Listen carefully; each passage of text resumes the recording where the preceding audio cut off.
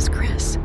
This happened years ago, and it's something I actually forgot about until recently. I was 17 that summer, working nights at a pizza place on the outskirts of my childhood hometown. I wasn't thrilled with it, but with no money and two parents who would have killed me for being unemployed, I couldn't complain. It was one of those jobs you take because nothing else is hiring. Slow shifts, sticky uniforms, and a beat-up delivery car that barely made it up hills. At least I didn't have to drive my own car. That would have sucked. Oh yeah, not that this is super relevant, but I do want to mention that the pizza was god-awful. Like genuinely terrible. I couldn't understand. Actually, I still don't understand why anyone in their right mind would order from that spot. If not for the technology and relatively nice atmosphere it provided, I honest to God don't think we ever would have gotten a single order. That place is definitely the thing I miss the least about my childhood hometown, and that's saying something. The one saving grace about working there was that because the pizza was so bad, or because the place itself was so far away from our downtown, or maybe a combination of the two, people rarely ordered from us, so most nights were dead quiet. I'm not going to bore you with the mundane details about how my nights typically unfolded. It was a pizza place. I'm sure you could fill in the blanks yourself. One night, I was restocking the fridge with drinks when the tablet buzzed with an online order. Large sausage and olive pizza. I remember that distinctly because we never got olives. The address was out in the middle of nowhere, past the edge of our delivery zone, and I remember getting ready to reject it out of habit. But before I could, my manager, this 30-something guy named Russell, who mostly sat in the back scrolling through Reddit, looked over and told me to take it, saying we hadn't had a single run in over an hour. I didn't argue. So, when the pizza was ready, I typed in the directions on my phone and grabbed the pie. At least it would kill 30 or 40 minutes. As I was about to leave the store and walk to the car, I looked a little more carefully at the delivery instructions Russell had printed and stapled to the box, which I hadn't paid attention to until then. They said, and I remember this word for word, park on the street behind the house, walk through the backyard, knock on the back door only. That caught my attention a bit, but my 17-year-old brain thought of several rational reasons why someone might not want me to use the front door. Maybe they didn't want to wake an old person or a young child in the house. Maybe the front door of their house was being renovated. Maybe they wanted to hide the delivery from a parent or spouse. It really could have been any number of things. Plus, all I could think about was how slow the night was and how much longer it was going to feel if I sat around folding boxes. So, I just decided to do my job. But the second I stepped outside, I started having second thoughts. It was one of those summer nights that felt like walking through soup. Hot, humid, and completely still. Like even the air was stuck in some kind of invisible jelly. I don't know if this will make sense, but there's the stale, sour smell you get when it's really humid and still out. Sort of like old plastic and sun-baked dirt. That's what it smelled like out there. I hate that smell more than anything, but it was unavoidable. I had the windows down for maybe 2 minutes before giving up and blasting the AC.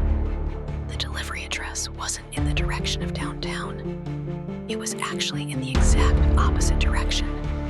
Even though the pizza place itself was already kind of in the middle of nowhere, the drive was supposed to take just over 25 minutes, but it felt longer because of how empty the roads were. I'm definitely exaggerating a bit. It's not like there were no houses for miles, but it was much less dense the further I drove. When I finally got to the address, I realized I was coming up behind the house. The GPS had routed me along the skinny little side street that ran parallel to a set of backyards. There weren't any street lights, and the houses didn't have back porch lights either, all shadows. I remember slowing down and double-checking the house number because it looked totally dead. There were no lights inside and no cars in the driveway. Just the sagging backyard with overgrown grass and a rickety wooden fence that didn't even close all the way.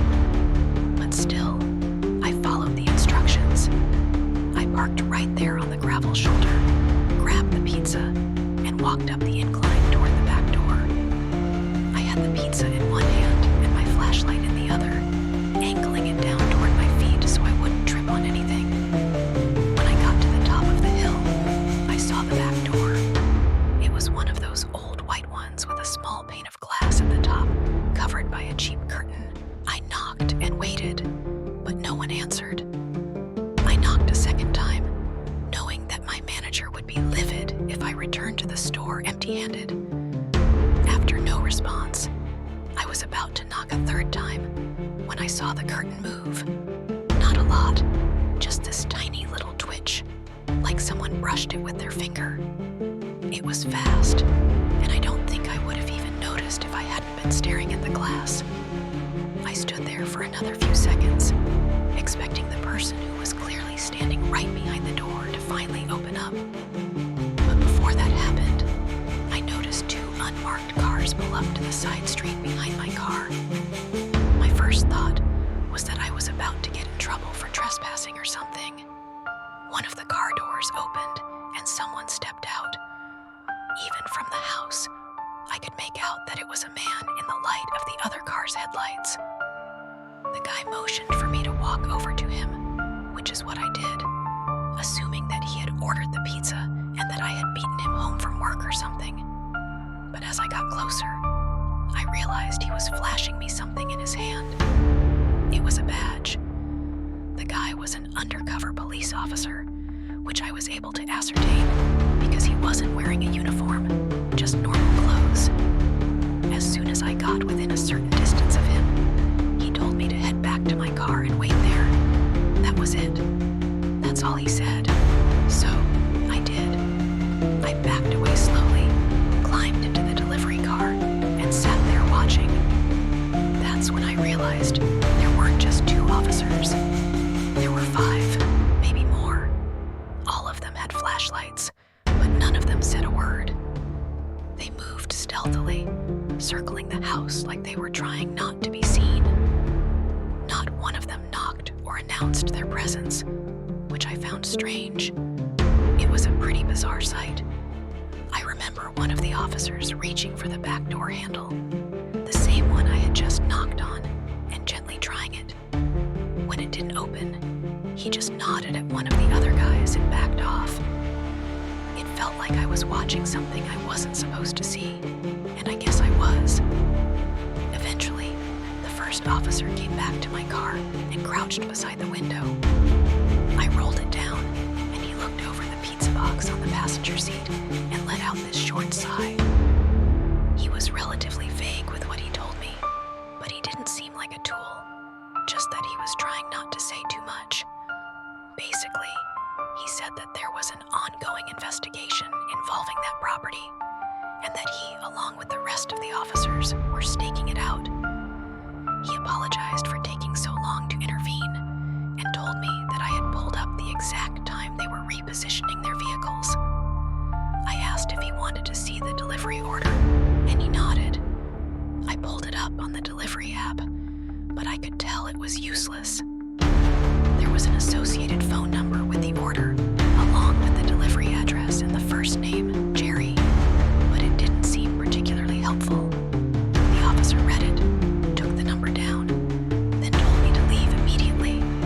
I expressed my frustration to him, saying that my boss was going to kill me for returning with the pizza, and the guy just shrugged his shoulders. Then he repeated his instruction for me to leave and started walking away from the car. I was pissed, but there was nothing I could do, so I drove off. It took me the entire ride back for the whole thing to sink in. I didn't really grasp the gravity of the situation until stepping out of the car. If the police hadn't intervened when they did, something awful could have happened. I don't even know what.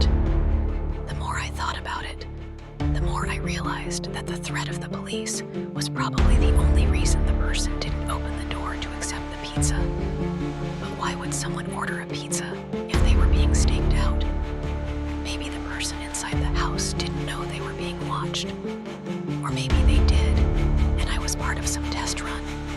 Like maybe I was the bait to see if the cops were watching that side of the house, or if they left.